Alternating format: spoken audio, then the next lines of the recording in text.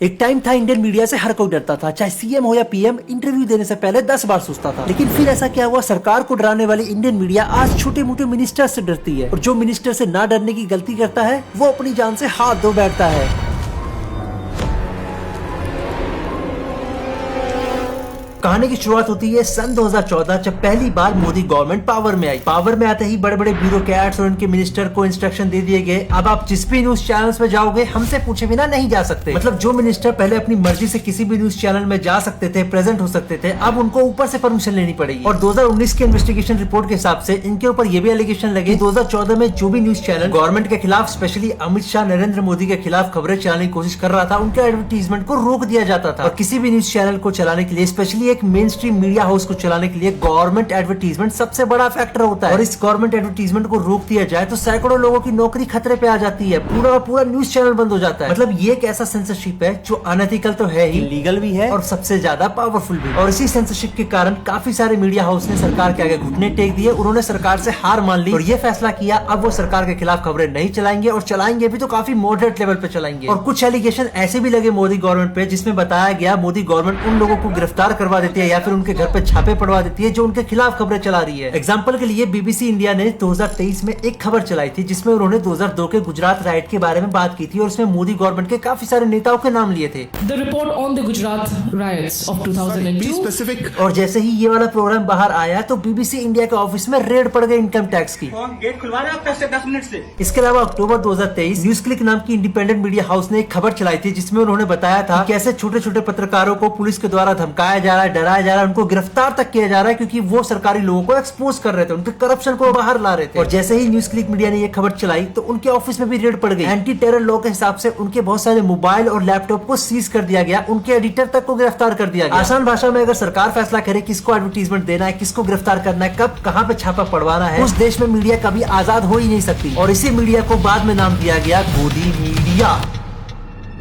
लेकिन अभी भी काफी सारे ऐसे न्यूज चैनल्स थे जिनको कंट्रोल करना सरकार के बस की बात नहीं थी। काफी सारे ऐसे एंकर्स थे जो जब देखो तब सरकार को पेलने की बात करते थे, करप्ट मंत्रियों को पेलते रहते थे। लेकिन फिर एंट्री होती है सरकार के बहुत ही खास दोस्त माने जाने वाले बड़े प्लेयर्स की, अनिल अंबानी तो गरीब है, मुकेश अंबानी और अडानी की। और जैसे ही इन दो प्लेयर्स की एंट्री होती है अब मीडिया के अंदर पूरी तरीके से खलबली मच जाने वाली थी, क्योंकि मुकेश अंबानी आते ही 4000 करोड़ की इन्वेस्टमेंट करते हैं और पूरा का पूरा नेटवर्क 18 के न्यूज चैनल्स को खरीद डालते हैं। और जैसे ही मुकेश अंबानी नेटवर्क 18 के सारे चैनल्स को खरीदते हैं, नेटवर्क 18 के काफी सारे पत्रकार, काफी सारे एंकर्स अपने चैनल से इस्तीफा दे देते हैं। लेकिन मुकेश अंबानी के इस कंट्रोल के बाद अभी भी एक ऐसा न्यूज चैनल था जो सरकार से डायरेक्ट सवाल कर रहा था, करप्ट मंत्रियों को एक्सपोज कर रहा था, और वो चैनल था एनडीटीवी। एनडीटीवी भी बिक गया। आपके पास अडानी का जहाज है, पैसा है, ताकत है, सब है, तो आप ही बनाएंगे ना। एनडीटीवी ने 2014 के बाद खूब कोशिश की सरकार पर डिपेंडेंट ना रहने की और वो सब कुछ करने की जो एक इंडिपेंडेंट मीडिया करता है, जो कि एक अच्छा मीडिया करता है। बट अनफॉर्चुनेटली 2022 में अचानक से एंट्री होती है अडानी की, जो बहुत सारे शेयर्स ले लेते हैं एनडीटीवी चैनल्स के, और इसी के साथ सारा का सारा एनडीटीवी का कंट्रोल चला जाता है अडानी के हाथ में। और जैसे ही एनडीटीवी का कंट्रोल अडानी के हाथ में जाता है, एनडीटीवी के मेन एंकर्स इस्तीफा दे देते हैं। और इसी तरीके से 2022 में अब सारा का सारा मेन स्ट्रीम मीडिया या तो गवर्नमेंट से डरती थी, या तो गवर्नमेंट के खिलाफ खबर नहीं छापती थी, या तो उसको बहुत ही बड़े बड़े कॉर्पोरेट के द्वारा कंट्रोल किया जाता था। और जो छोटे मोटे इंडिपेंडेंट मीडिया बचे हुए थे उनके जर्नलिस्ट के ऊपर या तो अटैक हो जाता था या तो उनको मार दिया जाता था। मतलब आज के टाइम पे कोई इंडिपेंडेंट मीडिया का जर्नलिस्ट किसी मंत्री को एक्सपोज करे, चांसेस है उसकी जान को खतरा रहेगा, और चांसेस ये भी है कि उसको मार भी दिया जाएगा। इस प्रकार की जितनी भी समस्याएं हैं वो आप कभी भी न्यूज चैनल में नहीं देखें। इससे भी खतरनाक है ANI यानी कि एशियन न्यूज इंटरनेशनल, जो कहने का तो इंडिया लार्जेस्ट एजेंसी है, पर ये एजेंसी से ज्यादा गवर्नमेंट का पर्सनल PR ज्यादा लगती है। ANI की तो दर्शकों की संख्या हाथी भाती की है, तो उन सभी दर्शकों को नमस्कार। गवर्नमेंट के तमाम इंटरव्यूज, चाहे वो CM हो या PM, आपको ANI का लोगो ही देखने को मिलेगा। ANI को हर वो जगह का एक्सेस मिलता है जहाँ पे सरकार के लोग जाते हैं, चाहे वो इम्पोर्टेंट मीटिंग हो या फिर कोई सीक्रेट मीटिंग। इनफैक्ट ANI को तमाम जगह पे परमिशन मिलती है जहाँ पे दूसरे नेटवर्क से पूछा तक नहीं जाता। आप लोग अंदर अलाउ नहीं था। ये लोग सरकारी लोगों का क्लिप रिकॉर्ड करते हैं और इस क्लिप को अगर आपने गलती से भी अपने इंस्टाग्राम पे अपलोड कर दिया तो ये आपके ऊपर कॉपीराइट स्ट्राइक मार देंगे, इवन दो ये एक फेयर यूज के अंडर आता है। We are a different model. चलो फेयर यूज के अंडर ना आए, चलो एक पल के लिए मान लेते हैं, लेकिन सरकार की क्लिप पब्लिक का जानना बहुत ही बड़ा हक होता है। सरकार की क्लिप पब्लिक तक पहुंचना सबसे बड़ा हक होता है। अब इसी क्लिप को अगर ANI जैसी एजेंसी रिकॉर्ड करेगी और स्ट्राइक मारेगी तो कोई सेंस है इस चीज का? ये तो साफ बात है ये लोग गवर्नमेंट की क्लिप को कंट्रोल कर रहे हैं कि कौन सी क्लिप फैलनी चाहिए, कौन सी क्लिप नहीं फैलनी चाहिए। न्यूज चैनल्स पर लोगों ने आना कम कर दिया। और न्यूज चैनल वाले इतने ही नहीं गिरे, ये लोग अपनी टीआरपी को बढ़ाने के लिए करते हैं टीआरपी स्कैम। क्योंकि एक रिपोर्ट बताती है चैनल्स अब इन्वेस्टिगेट नहीं करते किसी भी क्राइम को, किसी भी करप्शन को इन्वेस्टिगेट नहीं करते। इनका मेन फोकस होता है सर्कस चलाना। और ये इन्वेस्टिगेट क्यों नहीं करते? क्योंकि इनको ही पता अगर ये इन्वेस्टिगेट करेंगे तो कोई ना कोई मंत्री निकल जाएगा, और वो मंत्री हो सकता है किसी बड़े आदमी का हिस्सा हो, और वो बड़ा आदमी हो सकता है इनके एडवर्टीजमेंट को रोक दे। इसलिए ज्यादातर न्यूज चैनल पे आपको हिंदू मुस्लिम वाला एजेंडा देखने को मिलेगा, फालतू के डिबेट्स देखने को मिलेंगे। I can't shout over you. I'll tell you why. आपने हिम्मत कैसे की ऐसे सवाल पूछने की? I'm not yelling at you. I'm talking about Mr. McAdams. Audio बंद करिए इनका।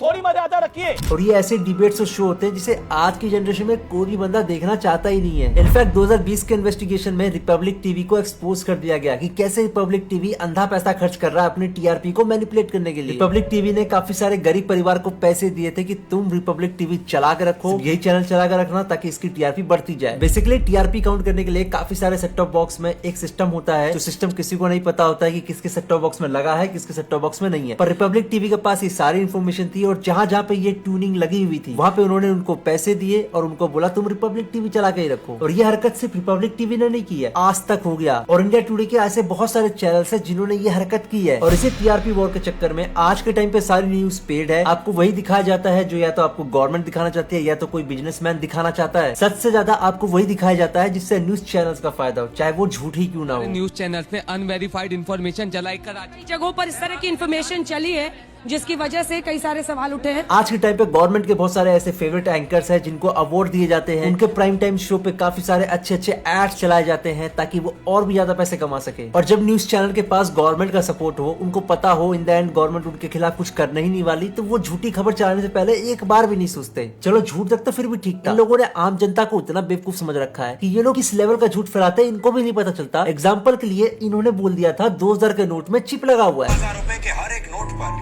NGC यानी नैनो GPS चिप लगा हुआ हो। जब डिमोनेटाइजेशन आई थी तो 2000 के काफी सारे नोट्स आए थे, तो उस समय बहुत ही बड़े बड़े एंकर्स, बहुत ही बड़े बड़े न्यूज चैनल ने ये सेम अफवाह फैलाई। अब आप इससे अंदाजा लगा सकते हो इन एंकर्स का IQ कितना है, इनके पास कितनी नॉलेज है टेक्नोलॉजी की। और जब ऐसे एंकर प्राइम टाइम पे हो तो सोच लो देश का भविष्य क्या हो सकता है। ये लोग लोगों को कितना ज्यादा बेवकूफ बनाते हैं। इससे एक और चीज पता लगती है, जब न्यूज चलाने वाले ऐसे पढ़े लिखे एंकर्स का IQ ये है, तो सोच लो इन न्यूज चैनल्स को देखने वाले ज्यादातर लोगों का IQ कितना ज्यादा होगा। न्यूज चैनल दिखा क्या रहे हैं? इसके अलावा जब भी कभी इंडिया वर्सेस पाकिस्तान का वॉर होता है या फिर हमारे इंडियन आर्मी इन्वॉल्व होती है, तो ये लोग यहाँ पे भी बढ़ा चढ़ा के खबरें दिखाते हैं, बढ़ा चढ़ा के जबरदस्ती वाली देशभक्ति दिखाते हैं, बहुत ही गलत डेटा दिखाते हैं। कभी ये लोग इजराइल की वीडियो चला के ये बता देंगे देखो ये इंडिया की वीडियो है और इंडिया ने पाकिस्तान पर अटैक किया है। कभी ये झूठी खबरें चला देंगे इंडिया के द्वारा 300 टेररिस्ट को मार दिया गया। इन घोड़ों ने सोशल मीडिया पे अवेलेबल AI क्लिप्स की वॉर को भी असली फुटेज बता के पब्लिक किया है। इसके अलावा एक और एंकर है जो आज के टाइम पर तो बहुत ही ज्यादा बेवकूफ लगता है, लेकिन एक जमाना था इस एंकर से हर कोई डरता था। योगी आदित्यनाथ ऐसे अनपढ़ व्यक्ति हैं, somebody should tell Yogi Adityanath to get his mental balance check. Thank you very much. बहुत बहुत धन्यवाद. Thank you so much for joining me, योगी. इसके अलावा है अंजना ओम कश्यप, जहाँ भी जाती है गाली खाती है, और आज के टाइम पे ये बहुत ही ज्यादा पॉपुलर गोदी मीडिया बन चुकी है। और पता है न्यूज एंकर्स की सबसे बड़ी दिक्कत क्या है? आज के टाइम पे ये न्यूज नहीं दिखाते, आज के टाइम पे ये रूलिंग पार्टी को डिफेंड करते हैं। इनफैक्ट कहीं पे भी डिबेट हो रहा होता है ना, और ये दिख जाए सामने वाला कांग्रेस का या फिर आम आदमी पार्टी का है, तो एंकर उसको डिफेंड करेगा। कि मोदी प्रेस कॉन्फ्रेंस नहीं करते। मेरा प्रश्न है कि एक प्रेस कॉन्फ्रेंस में कितने पत्रकार होते हैं? 50, 60, ज्यादा से ज्यादा 100?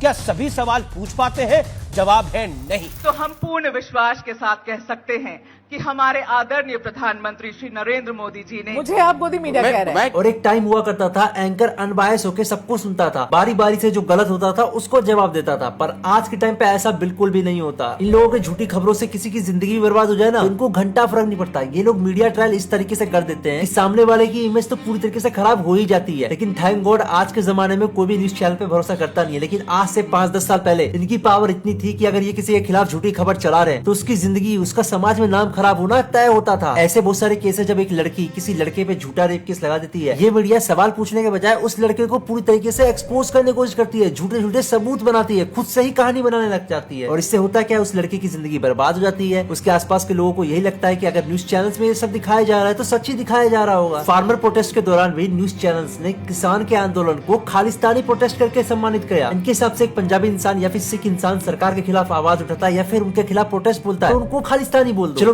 मेन स्ट्रीम मीडिया तो कवर करने की कोशिश नहीं कर रही थी। जो छोटे मोटे मीडिया चैनल्स फार्मर प्रोटेस्ट के दौरान पे फार्मर से सवाल कर रहे थे या फिर उनके पीओवी को दिखा रहे थे, उनको अरेस्ट तक कर लिया गया, उनके ऊपर झूठे झूठे चार्जेस तक लगा दिए गए। मतलब एक चीज साफ है, अगर आप सरकार के खिलाफ प्रोटेस्ट करते हो तो आपको ये मीडिया चैनल्स बदनाम करने की कोशिश करेगी, आपको एंटी नेशनल करने की कोशिश करेगी। इससे भी काम ना चले तो आपको अरेस्ट करवा लिया जाएगा। इसके अलावा कश्मीर में जब आर्टिकल 370 आया था तो काफी लंबे टाइम तक वहाँ पे इंटरनेट गया हुआ था। वहाँ के आम लोग इंटरनेट को इस्तेमाल तक नहीं कर पा रहे थे, उनके पास प्रॉपर इंटरनेट सुविधा नहीं थी। लेकिन फिर भी इंडियन न्यूज चैनल ये दिखा रहे थे कश्मीर के हालात अब पहले से अच्छे हो चुके हैं, सब कुछ ठीक हो चुका है। और फिर से वही चीज, अगर कोई लोकल रिपोर्टर कश्मीर की खबर को एक्सपोज करने की कोशिश करता था या फिर कश्मीर की खबर दिखाने की कोशिश करता था तो उसको किसी न किसी तरीके से जेल भेज दिया जाता था। और इन लोगों की हरकत सिर्फ यहीं तक नहीं रुकती, जब इलेक्शन आने वाले होते हैं तो ये लोग फेक एग्जिट पोल चलाते हैं। एग्जिट पोल के टाइम पे ये लोग इस तरीके से दलाली करने लग जाते हैं ना गवर्नमेंट की, जैसे इनसे बड़ा स्वीट इंसान ही कोई नहीं दुनिया में। कौन है वो जो आपके मस्तिष्क के, दिमाग के, दिल के करीब? आपका बेस्ट फ्रेंड फॉर लाइफ कौन है? BFF। चलो, जेन जी जनरेशन आपसे पूछना चाहती है, आपका कोई बेस्ट फ्रेंड है? नरेंद्र मोदी का कोई बेस्ट फ्रेंड है? BFF, best friend for ever.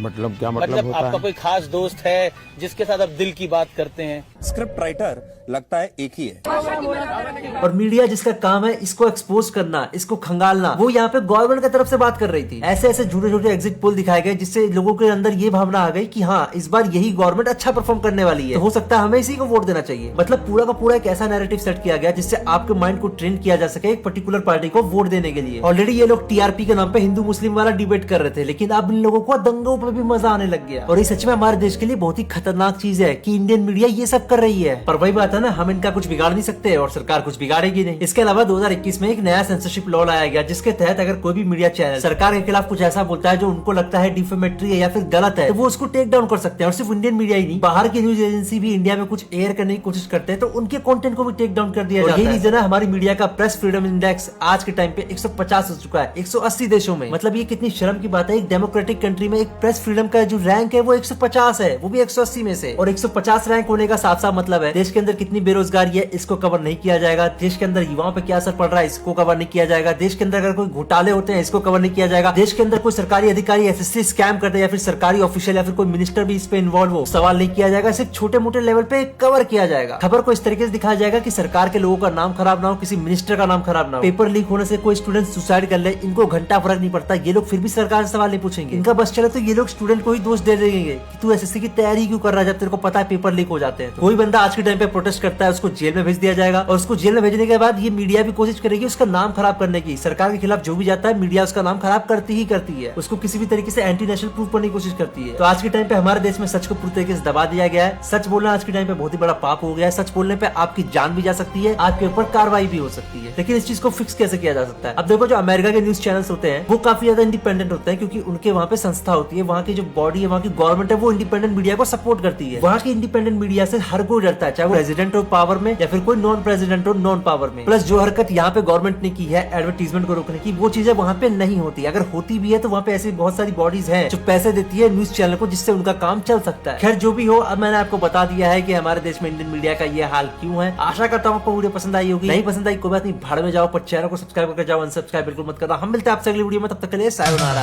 Channel पे झूठी देशभक्ति, पीछे बेचे वतन के राज, सच को कुचल झूठ बेचे,